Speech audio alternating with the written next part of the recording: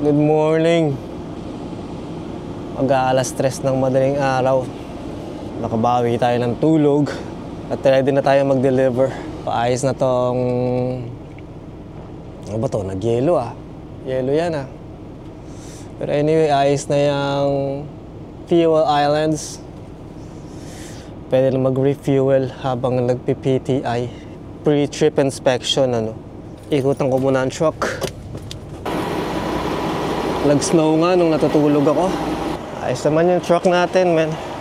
Ayos na to. Mag-refuel tayo. Sarap ng tulog din ng mga to. Ang sarap ng tulog nitong mga to. Medyo nakakainggit, pero okay lang. Makatulog naman na ako.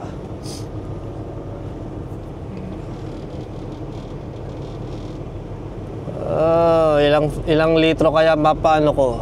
Siguro 400 liters pwede na. Tsaka 10 liters na def.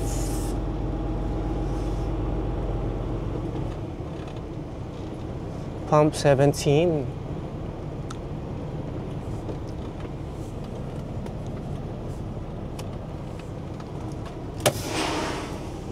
So, tirahin natin ang mobile fueling. Ayos na ang ating pump. Ay, basura. Mamaya na yung basura.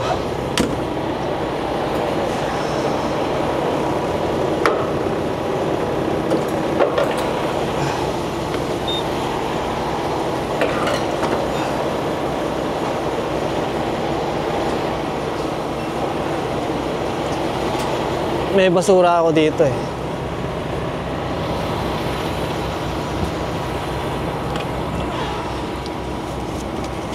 Basura.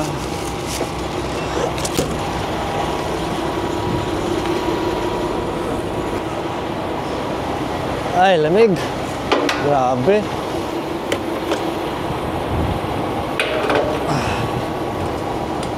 So, naka 200 liters na ako dyan sa kabila. Dito naman, another 200 liters. Dito sa Canada, kapag nag-refuel ka, isa-isa lang, hindi pwedeng sabay. Pag natapos yung isang tangke doon, ito namang isa. Kaya medyo matagal, pero ayos lang. Wala nang problema doon. So, pagkatapos yung mag-refuel, mag-ano lang ako. Maghihilamos, magtutoothbrush.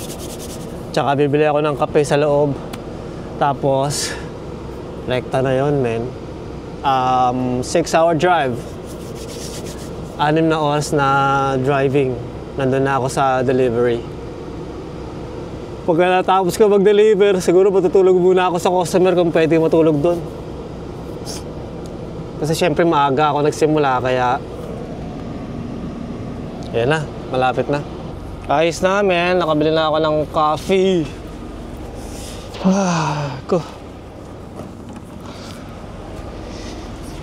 Nakapaghilamos na rin ako. And...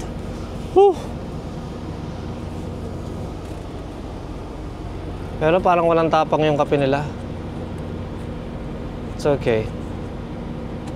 Magrereklamo pa ba naman tayo? Wala na nga.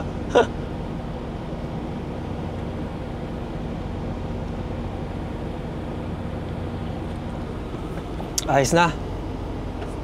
So, alis na ako. At medyo late na ako sa delivery, no? So, magkita-kita na lang tayo sa customer na pag-deliver mamaya. And mag-drive muna ako, man. Test natin ang trailer brakes. Trailer brakes are working. Seatbelt. Hawakan ng kape, baka tumalsik-talsik kapag nag-slush, no? Kasi kapag nag-slush yung trailer, gaganyan-ganyan yan Tatapon yung kape.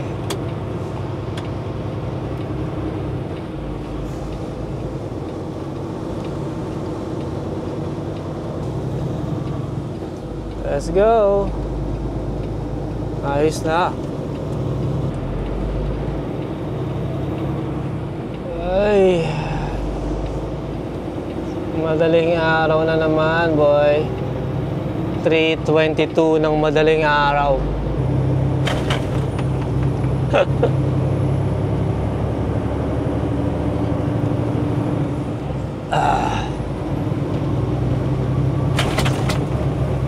Jeez. Diba iba yung slash niya eh. Yung produkto na to siguro parang tubig. Parang tubig to eh. Oh.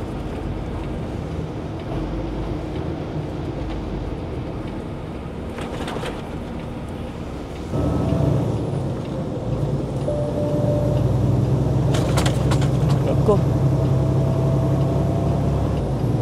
Napagpag na yung snow ah. Ah.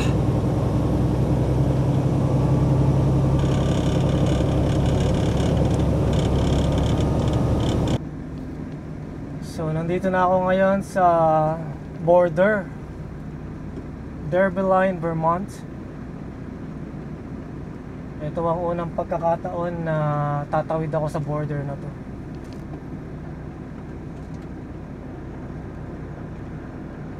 So, we'll see how it goes, man.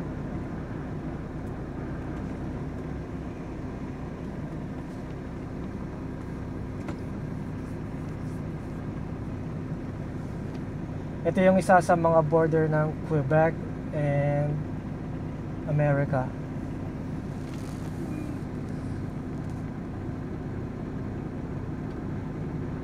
Wala akong nadaan ng toll gate. So hindi ko alam kung mayroong charge yung... Siguro meron. But it's okay.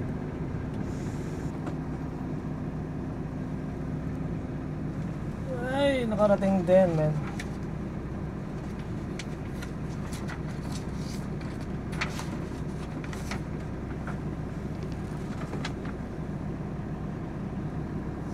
Ang bilis ah.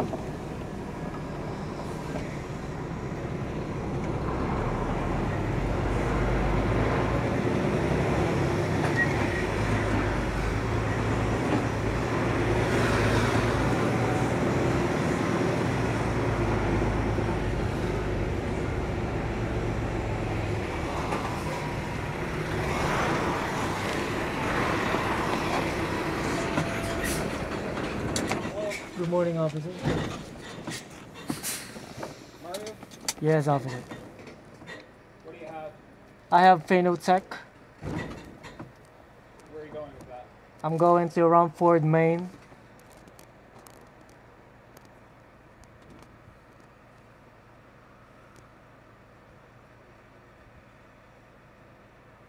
Anything to declare? Just my home cooked meal, clothing, and stuff. Here you go. Thank you, officer. Have a good one. Thank you.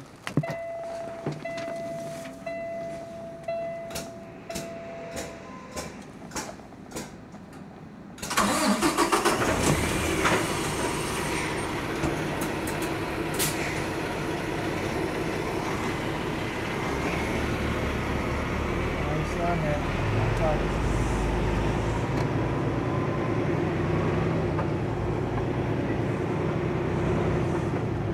Oh, I-91 South ang labas natin.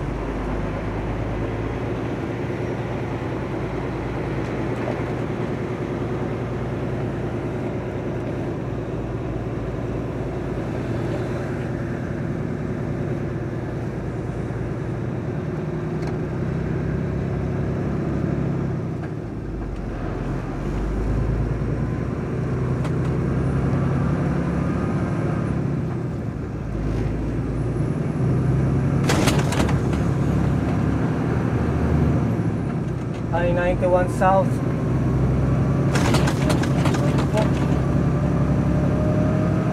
Ay.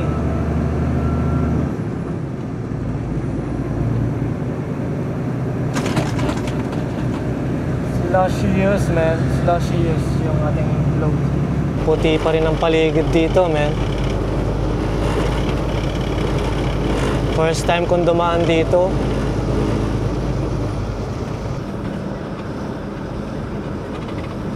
First time kong daanan to eh. Grabe, parang nag-snow dito kagabi. Sobra. Hindi ko na kukunin tong load na to. Hirap dito. Grabe, no? Winter pa rin dito, no? -2 degrees. I mean, -5 degrees temperature.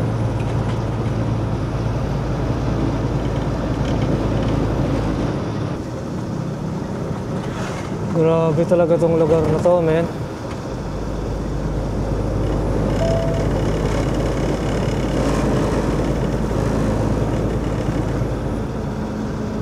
Hindi ko inaasahan na ganito tong dadaanan kong kalsada.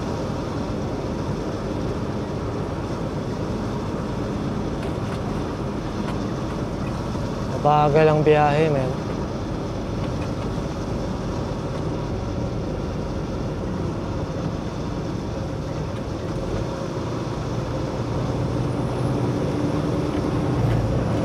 Ay, bakit dito ako nagpunta? Mabuti pang sa Maryland na lang ako or Pennsylvania. 35 miles per hour.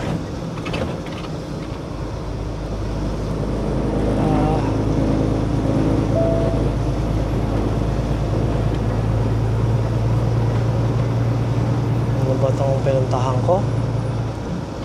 Tatandaan ko nga to para sa susunod na ibibigay nila tong load na to. Hindi ko kukunin. Oh, state highway ends. Parang naalala ko tuloy yung New Brunswick.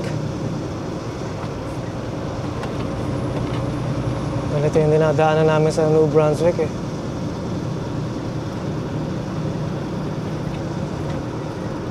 Grabe eh. Isa na namang town to. Isa na namang maliit na syudad.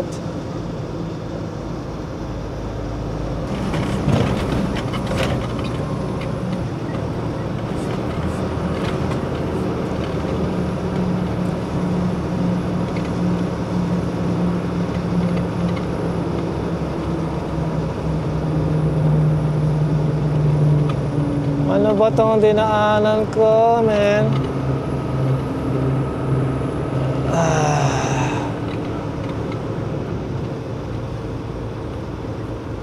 Ano ba itong dinaanan ko na to?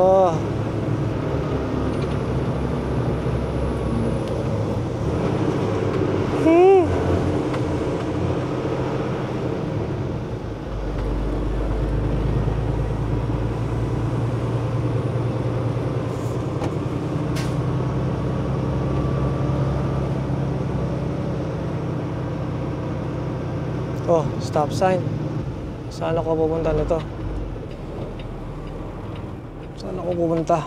Dito? Ah, nandiyan. Ano ba to?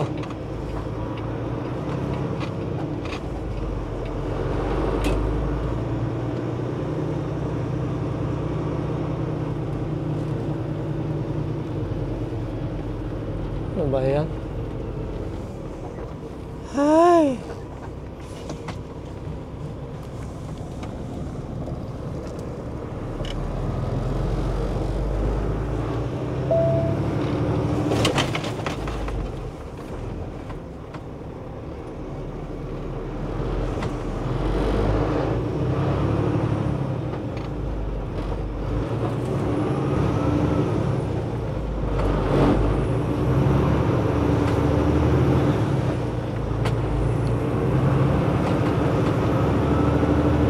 Oh my goodness.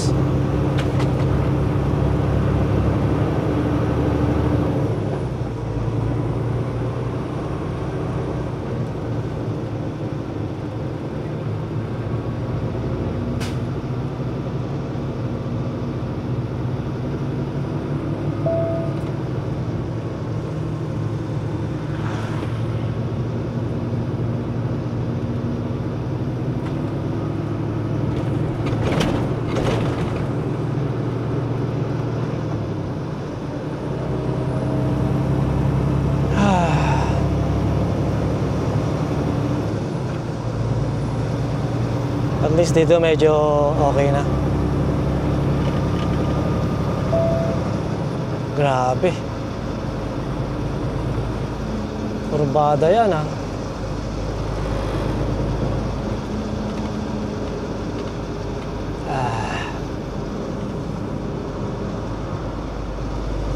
Bakit naman ganito? Wala bang interstate?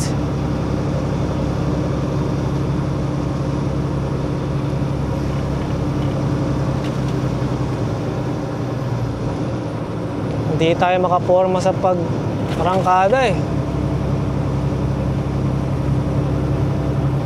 Puro two-way traffic tapos puro kurbada. Hindi makaporma men. Wow. Downhill pa nga.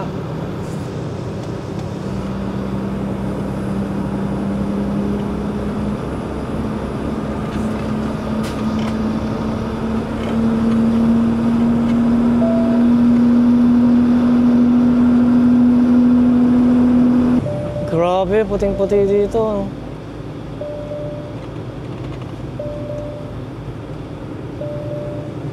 New Hampshire na to.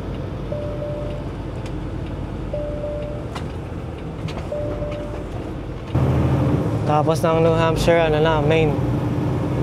Malapit na. Ito, maganda na ang panahon dito. Medyo nag-i-snow pero yung mga puno ay wala nang snow ang mga puno. Kulay green na siya.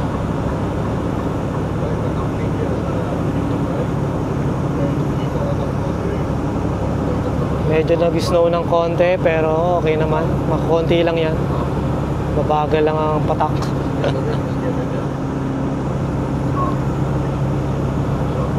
Ayan, kulay green na yung mga puno, men.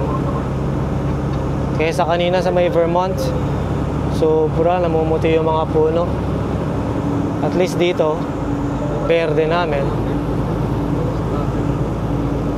Grabe yung bundok, oh. Umabot sa ulap. O yung ulap bumaba sa bundok. Dalawa lang naman yun eh. Kung hindi yung ulap ang bumaba sa bundok, yung bundok ang napakataas na umabot sa ulap. Ayos na dito, maganda na dito.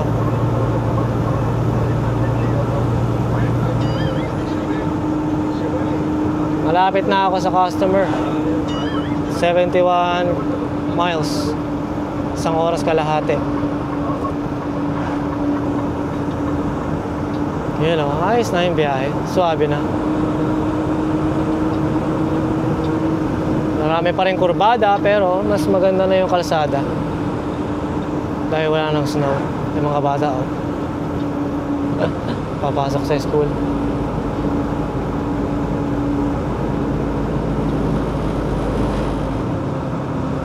So kakanan na ako dito.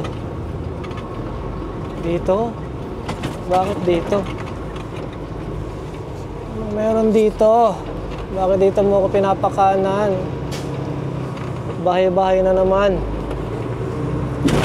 Ilang mga towns na yung nadaanan ko ah. Ito.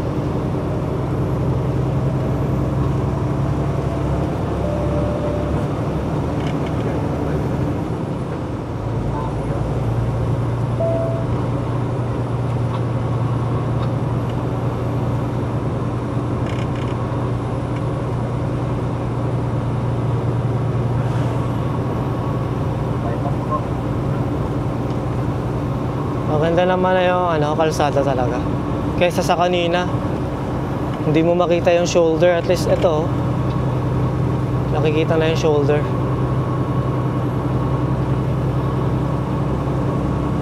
Ayos na. So ang speed limit ay 40. Makakatakbo na ako ng 48, 47. Ibig sabihin maganda na talaga yung kalsada. Maganda yung tanawin. Yun lang yung maganda rito. Yay. Ayun oh, ganda lang tanawin oh. Napunta na tayo sa gilid ng bundok, men. Paakyat. Oh my goodness. Entering Dexville Notch State Park.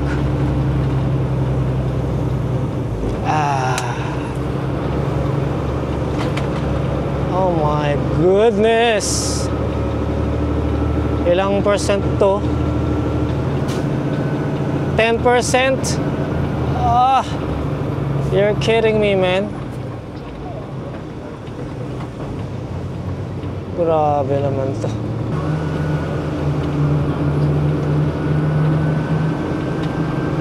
Grabe naman to.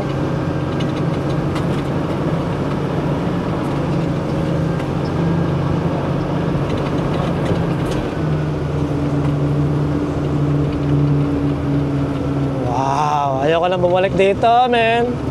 Kawawa si Pete.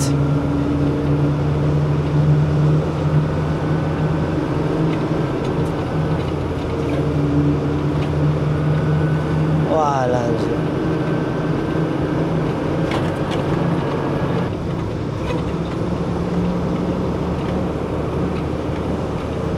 Ayoko lang bumalik dito.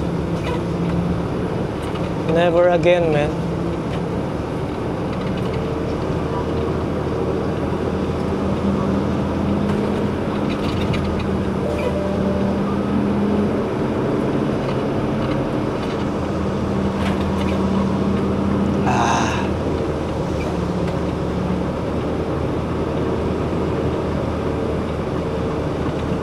Grabe naman yung downhill na yun, walang warning.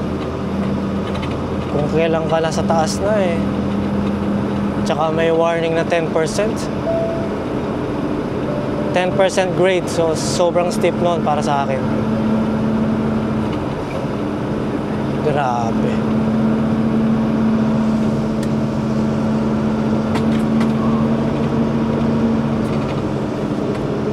Ayos na. Grabe yung bundok na yun ah. Sobrang steep ng paakyat, tapos pagdating sa taas, bagsak agad. Ano yun?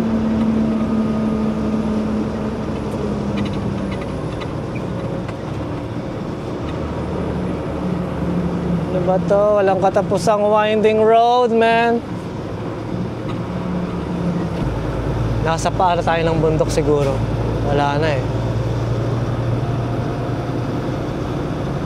Wala nang uphill, downhill.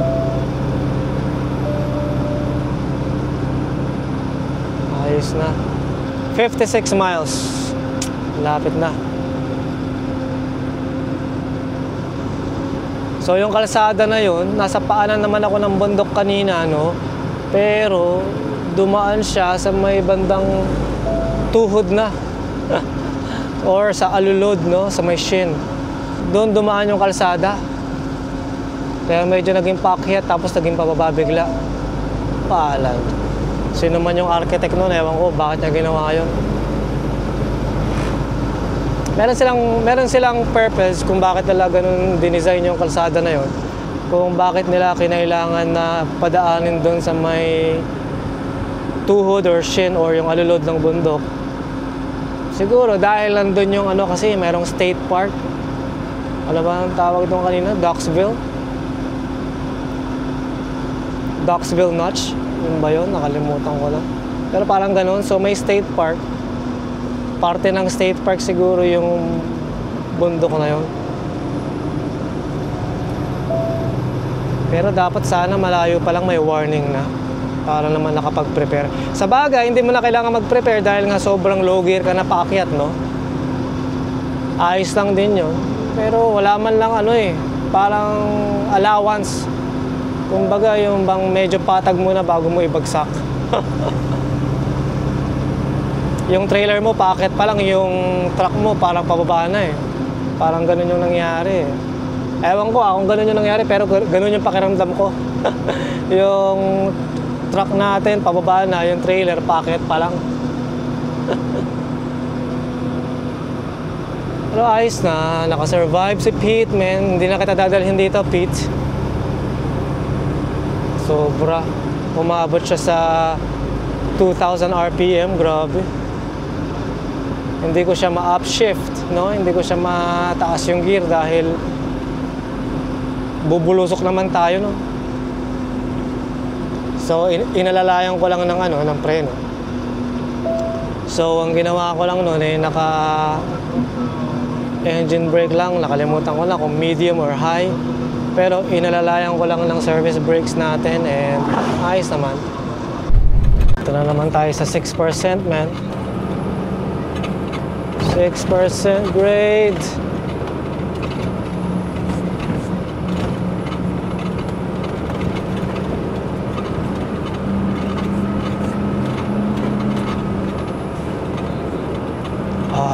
So bro.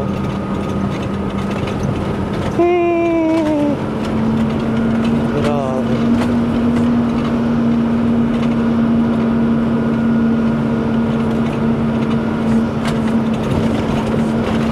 Oh. So bumpy.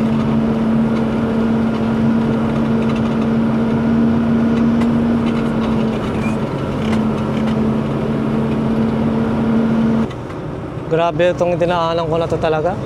Parusa. Parusa ito. Ayos lang kasi hindi naman ako lagi dumadaan sa ganitong klaseng kalsada. So, from time to time, maganda rin dumadaan dito para ma-testing natin ang truck. Kung kaya pa rin ba niya yung mga ganitong klaseng akyatan, no? Babaan. Ay, grabe talaga. Pero hindi na ako babalik dito. Ayaw ko na bumalik dito, man. Grabe talaga. Hindi lang puro winding road, mga kurba-kurbada. Bumpy rin eh. Parang matagal na panahon na mula nung inayos nila yung kalsada dahil ang daming cracks. Puro cracks na yung kalsada. Tapos nabubura pa yung mga linya. Grabe oh.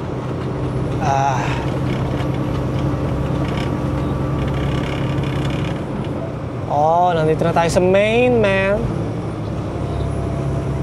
Main state line. Town line. Ayos na. Welcome to Maine, man.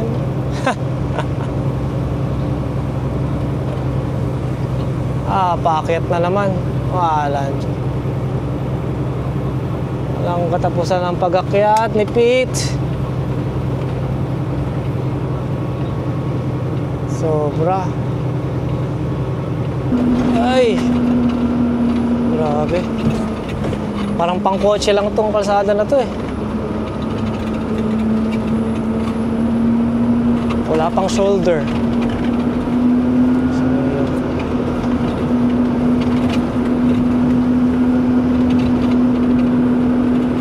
grabe to. Ay! Nakawala na rin ako sa sa masukal na kalsada na yon. Grabe yon. So, nandito na ako ngayon sa US Highway. Mas maganda na to. Dahil ang mga US highways ay well-maintained, no? Merong shoulder and para siyang interstate kahit na salubungan pa to, no? Ayos lang kasi mas malapad. Ewan ko, mas malapad yung lane. Grabe yun. Actually, yung dinaanan ko na yun, no? Parang pang-kotse siya eh. Dahil talaga namang shortcut, no? Imbis na magpapasouth akong pa ganun, and then pupunta akong ganyan. Ang ginawa niya, diniretso niyang ganun. Nagpa-east na siya, nagpa-east. Kasi yung truck GPS, pinapasouth niya ako and then pa-north, no? Southeast and then northeast, parang ganun. So yung kalsada na yon pang-kotse talaga dahil shortcut. Putik, dahil yung kalsada na yon kaya nasabi kong pang-kotse dahil, no, ang tawag sa kanya Bear River Road. Hindi siya US Highway. Nagsimula siyang US highway and then bigla na lang siyang naging ano na lang. Hindi na highway, hindi na US highway.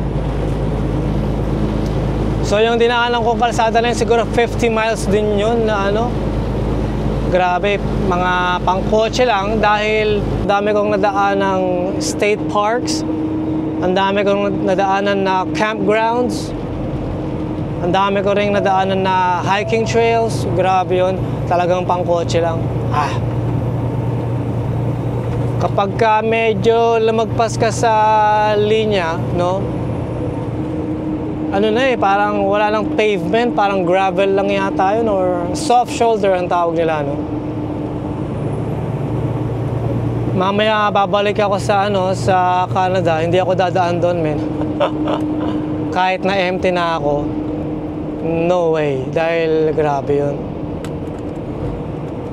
Kahit mapalayo ako ng 20 miles, kasi mas malayo ng 20 miles or 30 miles yung ano, yung pinapadaan ng truck GPS sa akin. Pero okay lang mapalayo ka ng 30 miles basta ano, basta muntik pa ako baka sagasa ng goose, ano ba yun? So okay lang mapalayo ka ng 20 or 30 miles basta maayos yung kalsada. Grabe, mapapa-shortcut ka nga. Sobrang sukal naman, no? Napakasukal naman ng kalsada. So, ano na lang, 6 miles, nandun na ako sa customer. Can I hook it up? Yes. Okay.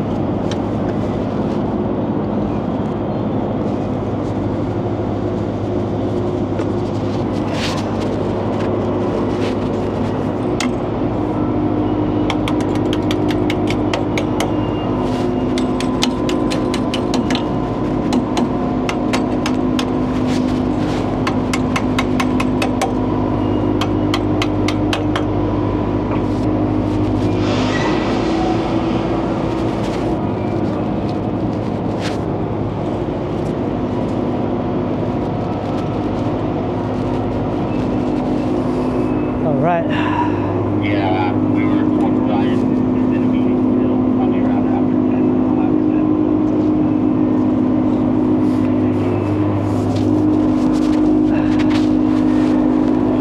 I'm ready.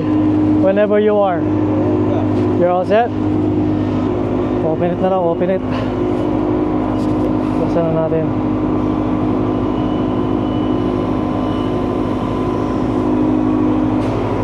Ayos na. Walang leak.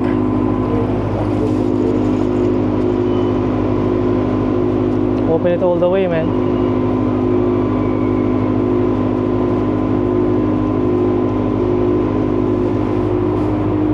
It's open. All right. And I can't stay long up. It's okay. Take care, huh? Thank you. We'll see you next time, Ed. Uwi na kaagad yun. Ayos yun ah. Ayos yun ah. Pinakita lang niya sa akin kung saan yung ano, bukasan at saraduhan. Yung mga valve. Valve ng hangin niya and ng tangke niya. Tapos umalis na. Hanep. Sarap ng buhay, men. Anyway, ito na. Unloading na tayo. Unloading na ako. Mabilis lang to, men. Mga 1 oras. Tutulugan ko muna, men. So, hindi pala ako pwede matulog dahil nga walang magbabantay. So, kakain na lang muna ako. Pagkatapos ito, meron pa akong 5 hour of driving. Pero yung papunta ng border, mga 2.5 hours lang. So, makakaabot ulit ako sa Flying J sa Lancaster.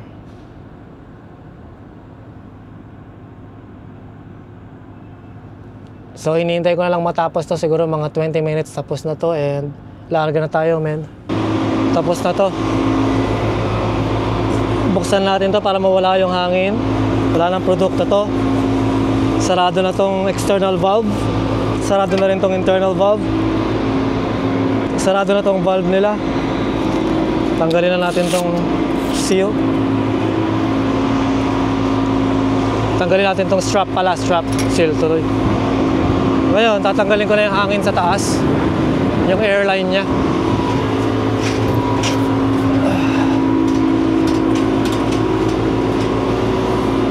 So, sarado muna natin. Sabay tanggal. Hagis. Sabay bukas.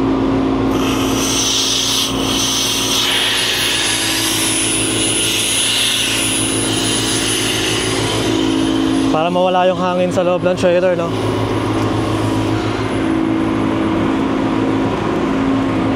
So, buksan na natin to.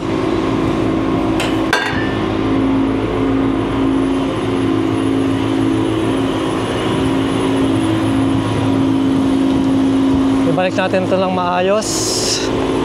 Itong airline nya, sinarado ko na to sa loob. Yung ganito nya, sinarado ko na. Yung valve.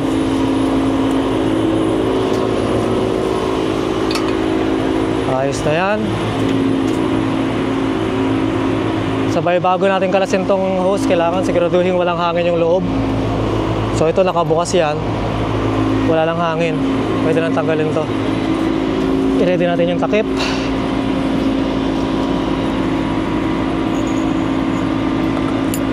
Sabay takip.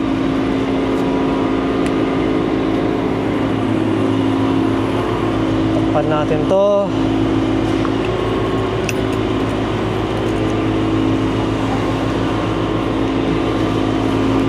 Sabay saksakan natin dito.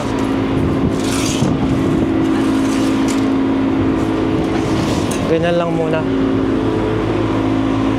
Sabay tanggalin natin itong mga strap. Ready natin yung takap. Dahan-dahan lang ang pagbukas. Sarado na tong internal valve, sarado na yung external, so pwede nang tanggalin to. Yan ang itsura ng produkto natin, parang yogurt. Ipasok na natin ito ng tuluyan.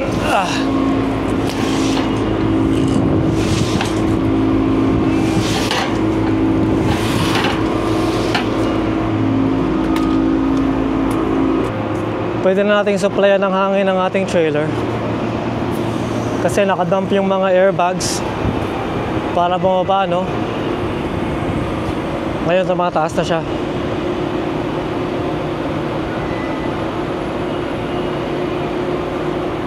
Kasi kailangan yung trailer ay pag ganun, naka-incline. Mga 45 minutes lang inaabot, natapos na kasi malakas yung hangin nila, no? So, ito pala yung ating bigat. 45,740 pounds yung halaga, yung neto. Yung volume ng produkto, and yung gross natin papunta dito ay 78,880 pounds. Bigat, no? Ayos lang, nakasurvive naman si Pete. So, ayusin ko lang to, papadala ko lang yung papeles and then larga namin. Balik na tayo ng Canada. Ayos namin.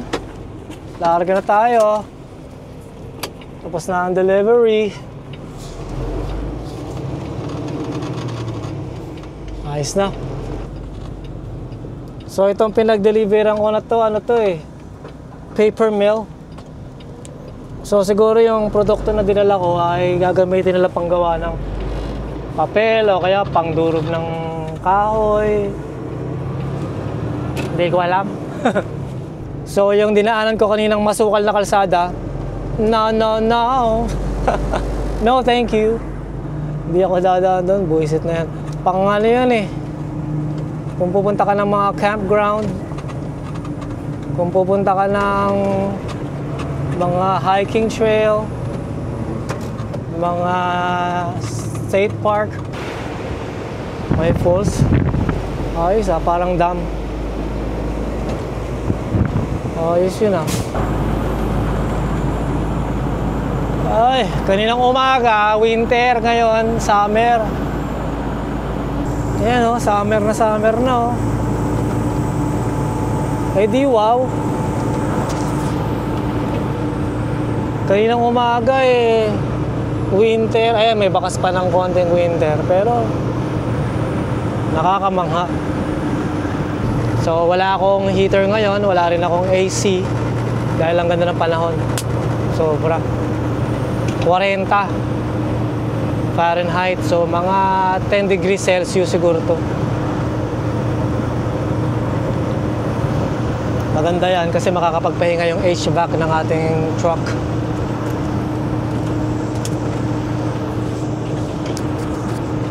Ayos namin. Ngayon, kaya pala ako uuwi ng empty.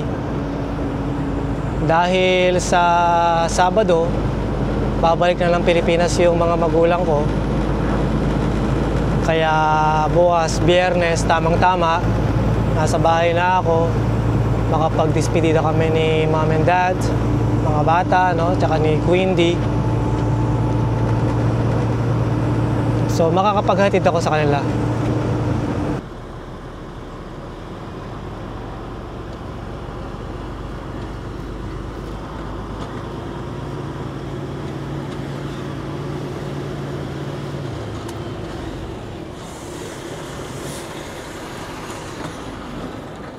Bonjour, officer. Hi, where do you live? Numeri où? I live in Richmond Hill, Ontario. How long you been in USA? Just this morning. I just delivered and coming back empty. Anything personal back with you? No, an officer.